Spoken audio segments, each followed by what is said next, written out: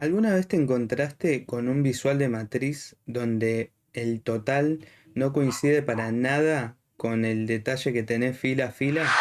Quédate que acá te cuento por qué pasa eso y te muestro un ejemplo real. Bueno, acá estamos viendo un primer escenario donde tenemos una matriz que tiene las columnas del nombre del producto y el precio unitario. Después hay una medida de cantidad, que no la detallo porque es simplemente la sumatoria de la columna quantity. Y por otro lado tenemos la medida de venta. Para definir la medida de venta, sumarizamos los montos que tenemos en el precio unitario y los multiplicamos por la sumarización de los montos que tenemos o las cantidades que tenemos justamente en la columna quantity.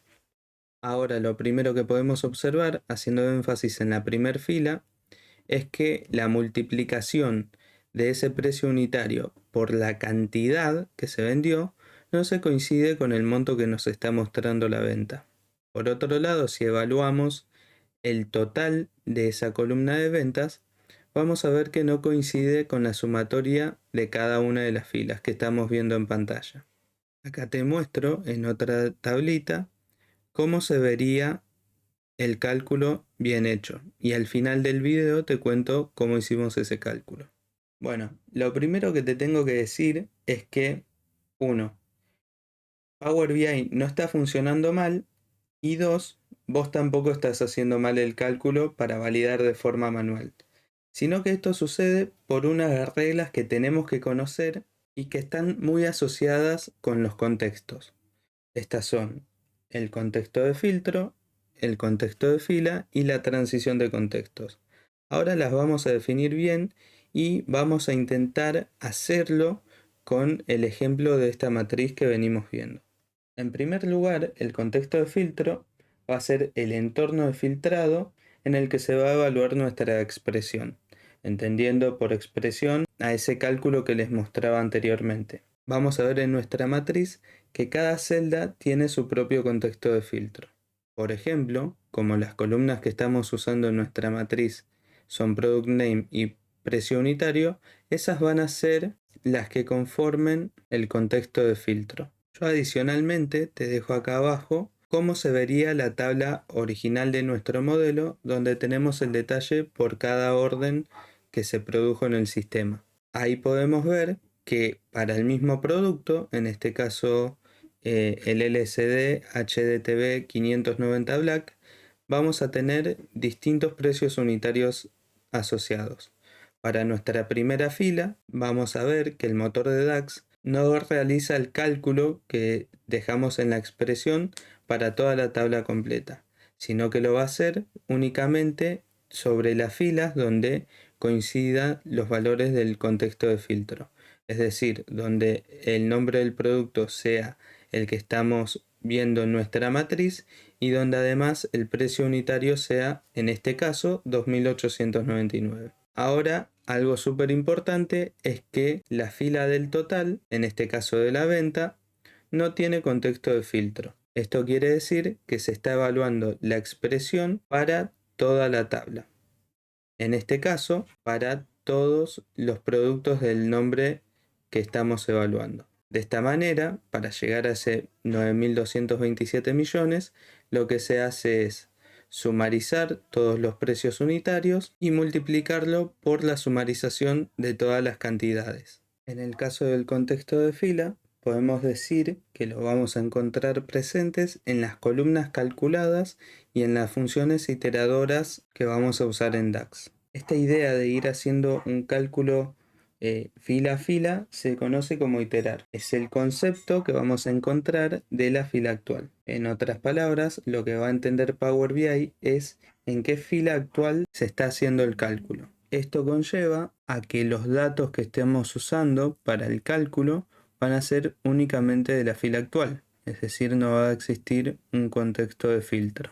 Por ejemplo, en el caso que estamos viendo en pantalla, tenemos una columna calculada que se llama precio unitario, donde lo que estamos haciendo a nivel de código es dividir el valor de la columna unit price por 100 y nos quedamos con el entero. En este caso, lo que vemos es que vamos a hacer ese cálculo fila a fila y fíjense que nuestro resultado es 1 en la columna de precio unitario.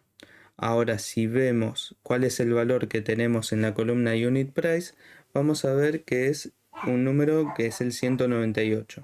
Si aplicamos el cálculo que describimos, nosotros haríamos 198 dividido 100, que mentalmente nos da 1,98, y de ese número nos quedamos con el entero, es decir, con el 1. Ahora, para ver el concepto de transición de contexto, vamos a generar una columna calculada en la tabla de producto, haciendo referencia a esta columna que habíamos creado, que se llama precio unitario. El tema de este cálculo es que precio unitario va a estar en la tabla de sales o de ventas. Fijémonos que habíamos configurado la relación de uno a muchos desde la tabla producto usando la columna product key. Bien, acá ya estamos en nuestra tabla de producto, así que vamos a hacer un cálculo muy simple. Yo lo que quiero es en una columna calculada tener el dato de cuál es el mayor valor al que se vendió el producto. Entonces a esta columna le vamos a poner mayor valor unitario y vamos a hacer un cálculo simple. Le vamos a poner max, la función max nos va a devolver el máximo de un conjunto de datos o de una columna, y en este caso le vamos a decir precio unitario, que está en la tabla sales.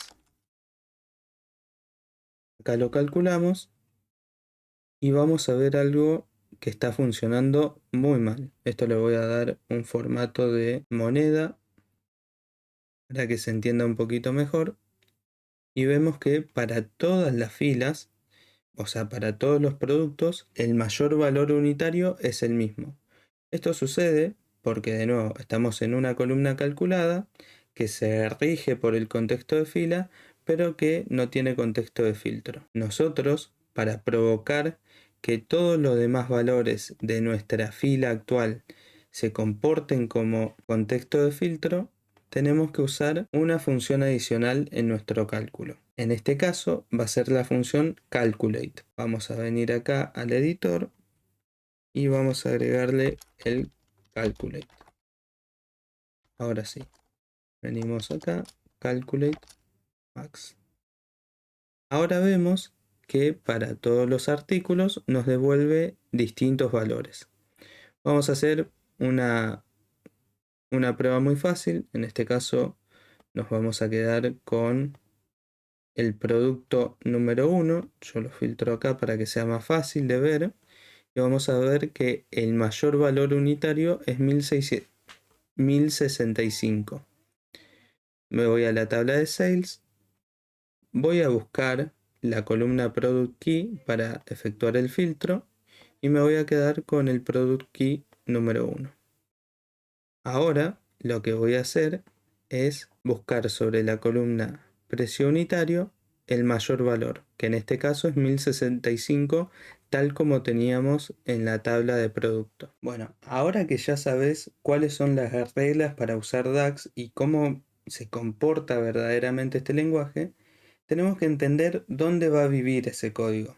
Nosotros venimos mencionando algunos de ellos, pero vamos a entender bien qué es cada uno. Por un lado, nosotros vamos a tener las medidas. Las medidas dentro de DAX van a ser cálculos que se van a ejecutar en el momento que estamos viendo el gráfico. Por otro lado, las columnas calculadas que vamos a tener en DAX, que vamos a poder calcular, se van a evaluar durante la actualización del modelo semántico. Al igual que las columnas calculadas, las tablas calculadas también se van a actualizar junto con sus valores al momento de actualizar el modelo semántico. Por último, vamos a tener los cálculos visuales, que son una de las features más nuevas dentro de Power BI.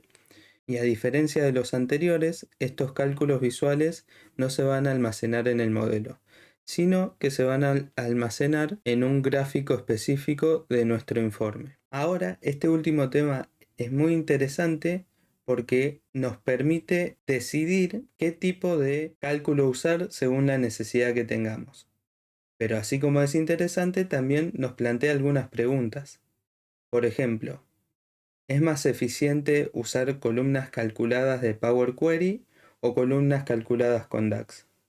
¿Es más eficiente crear nuestras tablas en Power Query, consumiéndolas o creándolas de manera estática, o crearlas con DAX? ¿O en qué momentos es más beneficioso usar una medida que un cálculo visual y viceversa?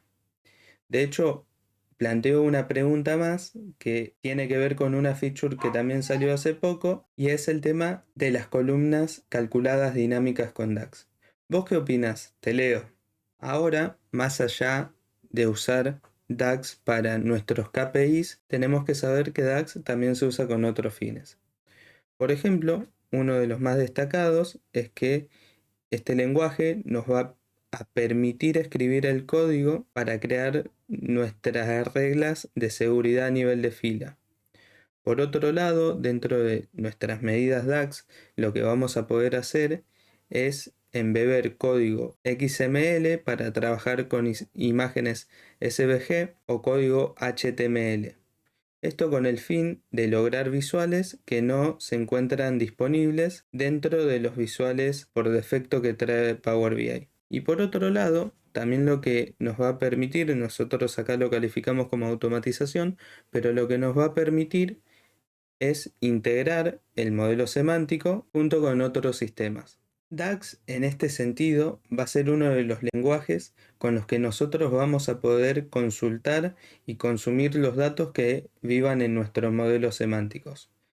La sintaxis para escribir una consulta en DAX va a variar muy poco respecto a la sintaxis que usamos para crear las columnas y medidas calculadas, y lo clave que tenés que saber de esto es que existen algunas palabras reservadas como define y evaluate que te van a ayudar a escribir estas consultas.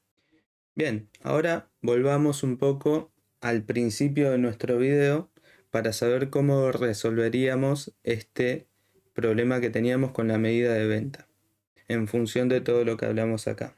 Para generar esta medida que se llama venta OK, lo que yo hice fue usar una función iteradora, esta función es con X, donde evalúo los valores de la tabla de ventas, sales, y hago una operación fila a fila.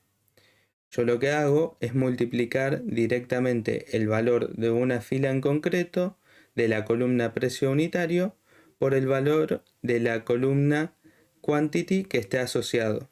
Una vez que yo tengo esa multiplicación hecha, lo que hago ahí sí es ir sumarizando esos resultados.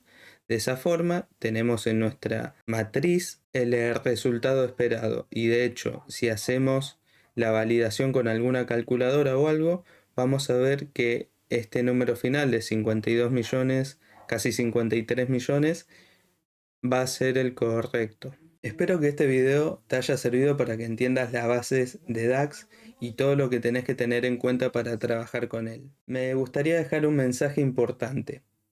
Hoy por hoy, escribir medidas o expresiones DAX es muy fácil con el uso de herramientas de inteligencia artificial. Esto no es un problema siempre y cuando sepamos lo que estamos haciendo. Por eso me parece cada vez más importante que entendamos las bases de la tecnología con la que trabajamos para poder tener más control sobre ellas. Así que nada, espero que hayas disfrutado del video.